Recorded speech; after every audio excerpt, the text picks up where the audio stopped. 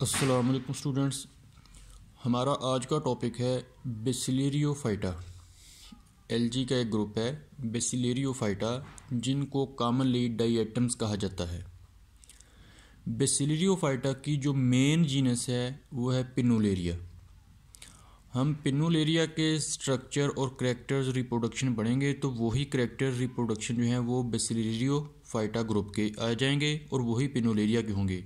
Question अगर आए कि बेसिलरियोफाइटा पे नोट लिखें तो फिर भी आपने यही लिखना है। अगर स्पेसिफिकली आ जाए कि पिनुलेरिया के बारे में लिखें तो फिर भी आपने यही लिखना है। पिनुलेरिया की सबसे पहले क्लासिफिकेशन की बात की जाए तो division bacillariophyta, class bacillariophyceae, order pennales, family naviculaceae, genus pinnularia. तो ये है क्लासिफिकेशन। अक्रंस की बात की जाए कि हैबिटेट क्या है, कि ये पिनुलेरिया कहाँ कहाँ पे पाया जाता है, तो ये मॉइस्ट प्लेसेस पे, ताज़ा पानी में या पॉन्ड्स में या खड़े पानी में, और बाज़ औक़ात कुछ स्पीशीज़ समुद्रों के अंदर मैरीन वाटर के अंदर भी हो सकती हैं। जनरल स्ट्रक्चर जो है सेल पिनुलेरिया का, तो ये यूनिसेलुलर एलजी है। सेल की जो शेप है इलोंगेटेड एंड ओवल, बेज भी हो सकती है। सेल वाल की बात की जाए तो सेल वाल जो है उसमें सेलुलोज मौजूद नहीं है बल्कि पेक्टिक सब्सटेंसेस मौजूद होती हैं। पेक्टिक सब्सटेंसेस के ऊपर सिलिका इज़ इम्प्रेग्नेटेड, सिलिका की एक तह चढ़ी हुई होती है। अब सिलिका की तह चढ़ी होने की वजह से ये सेल वाल जो है वो बहुत हार्ड होती है एज़ कम्पेयर टू सेलुलोज। तो पिनुलेरिया की या बेसिलरियोफाइटा की सेल वाल जो है वो पेक्टिक सब्सटेंसेस से मिलकर बनती है और उसके ऊपर सिलिका की तह चढ़ी हुई होती है। सेल वाल जो होती है वो 2 हाफ्स पर मुश्तमिल होती है और हर हाफ को वाल्व भी कहा जाता है। सेल वाल ऑफ डायटम्स या पिनुलेरिया इज़ कंपोज्ड ऑफ 2 हाफ्स और हर हाफ को वाल्व भी कहा जाता है। ये दोनों हाफ एक दूसरे के ऊपर इस तरह लगे हुए होते हैं जैसे कि पेट्री डिश होती है। पेट्री डिश आप लोगों ने लैब में देखी होगी, शीशे की, जिसमें एक थोड़ा सा बड़ा होता है पीस, दूसरा थोड़ा सा छोटा होता है, तो छोटा पीस बड़े पीस के बिल्कुल अंदर फिट आ जाता है। तो इस तरह दोनों हाफ जो हैं वो एक दूसरे के अंदर फिट आ जाते हैं। तो जस्ट लाइक पेट्री डिश इसका स्ट्रक्चर होता है। सेल स्ट्रक्चर की बात की जाए कि सेल होता कैसे है, तो सेल को हम 2 तरह से देख सकते हैं, 2 डायरेक्शन से देख सकते हैं। दोनों डायरेक्शन से उसकी शक्ल और सूरत एक दूसरे से ज़रा मुख्तलिफ नज़र आती है कि जो चीज़ें एक साइड व्यू से नज़र आती हैं वो दूसरे व्यू से नज़र नहीं आती, दूसरे व्यू से कुछ और चीज़ें नज़र आती हैं। इसलिए पिनुलेरिया सेल्स को 2 व्यूज़ में डिवाइड किया जा सकता है कि एक है गर्डल व्यू और दूसरा होता है वॉल व्यू। गर्डल व्यू को बैंड व्यू भी कहा जाता है या ये कह सकते हैं कि ये साइड व्यू है। गर्डल व्यू की बात की जाए तो ये 2 हिस्सों पर मुश्तमिल होता है, upper part and lower part. Upper part जो है वो थोड़ा सा बड़ा होता है जिसके अंदर लोअर पार्ट जो है वो फिट हुआ होता है जस्ट लाइक पेट्री डिश। ये जो अपर पार्ट है, अपर हाफ है, अपर पार्ट जो है क्योंकि बताया आपको कि 2 हाफ्स पर मुश्तमिल होता है और हर हाफ को एक वाल भी कहा जाता है।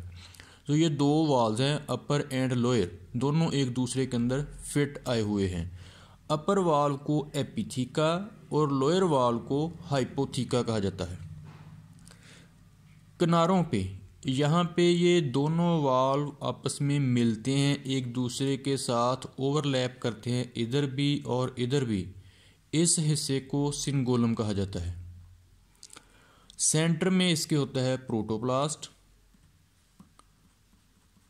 और एक न्यूक्लियाई होता है। इस हिस्से को फ्रस्ट्यूल कहा जाता है। फ्रस्ट्यूल सारे को भी कहा जा सकता है लेकिन मोस्टली फ्रस्ट्यूल कहा जाता है एक half along with its protoplast, कि एक हाफ ये लोअर हाफ है तो उसके अंदर जो प्रोटोप्लास्ट है उसको, और हाफ पूरे को यानी हाइपोथीका और इसके प्रोटोप्लास्ट को एक फ्रस्ट्यूल कहा जाएगा। एपिथीका और उसके प्रोटोप्लास्ट को भी फ्रस्ट्यूल ही कहा जाएगा।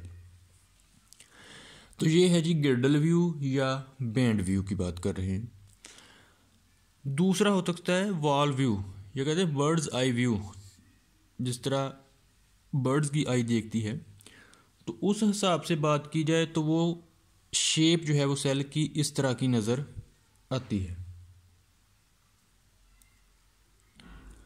जिसमें ये जो रेड कलर की लाइन है ये सेल वॉल है। इसके सेंटर में ये एक खाली जगह मौजूद होती है। ये सारी रेड लाइन को अगर आप इग्नोर करें, अभी ये सेंटर में है, तो उसके सेंटर में जो है वो सारी खाली जगह है। इस खाली जगह को एक्सियल फील्ड कहा जाता है। लेकिन एक्सियल फील्ड के बिल्कुल सेंटर में एक लाइन या एक दरार नुमा स्ट्रक्चर होता है, एक दरार सी लाइन सी होती है, होल लेंथ एक सिरे से लेके दूसरे सिरे तक। एक्सियल फील्ड के सेंटर में एक दरार सी लाइन सी होती है, उस लाइन को या दरार को रेफी कहा जाता है। रेफी जो होती है थ्रू आउट दी लेंथ एक ही तरह की नहीं होती, बल्कि सेंटर में वो स्वोलन सी मोटी सी हुई होती है। उस मोटे हिस्से को, स्वोलन हिस्से को सेंट्रल नोड्यूल कहा जाता है। और रेफी जो है वो किनारों पे भी थोड़ी थोड़ी मोटी स्वोलन सा स्ट्रक्चर बना हुआ होता है। उन किनारों को पोलर नोड्यूल्स कहा जाता है। वॉल व्यू की हम बात कर रहे हैं, ये वॉल व्यू है। स्ट्रक्चर देखने में इस तरह का होता है, जिसमें ये सेल वाल है, बाउंड्री वाल है, उसके ऊपर ये खाली जगह है। खाली जगह को एक्सियल फील्ड कहा जाता है। एक्सियल फील्ड के सेंटर में एक दरार नुमा स्ट्रक्चर, दरार सी है, लाइन सी है, उसको रेफी कहा जाता है। रेफी सेंटर से भी मोटी होती है थोड़ी सी, और किनारों से भी।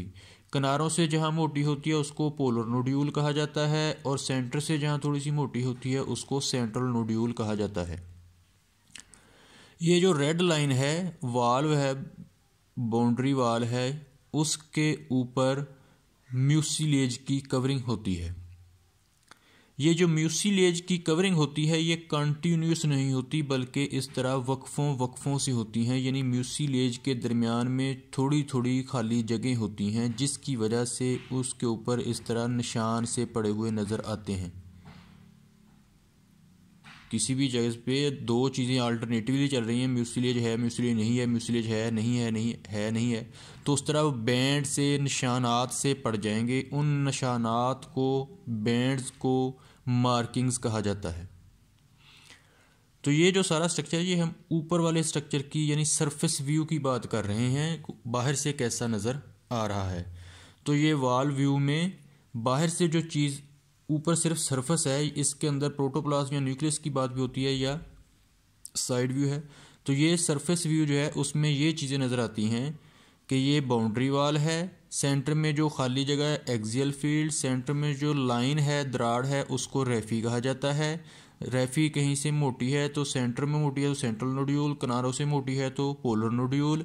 इसके ऊपर म्यूसिलेज की कवरिंग है, जहाँ पे म्यूसिलेज नहीं है तो म्यूसिलेज, और ना म्यूसिलेज होने की वजह से वहाँ पे लाइनें सी निशानात से पड़ जाती हैं, उन निशानात को मार्किंग्स कहा जाता है।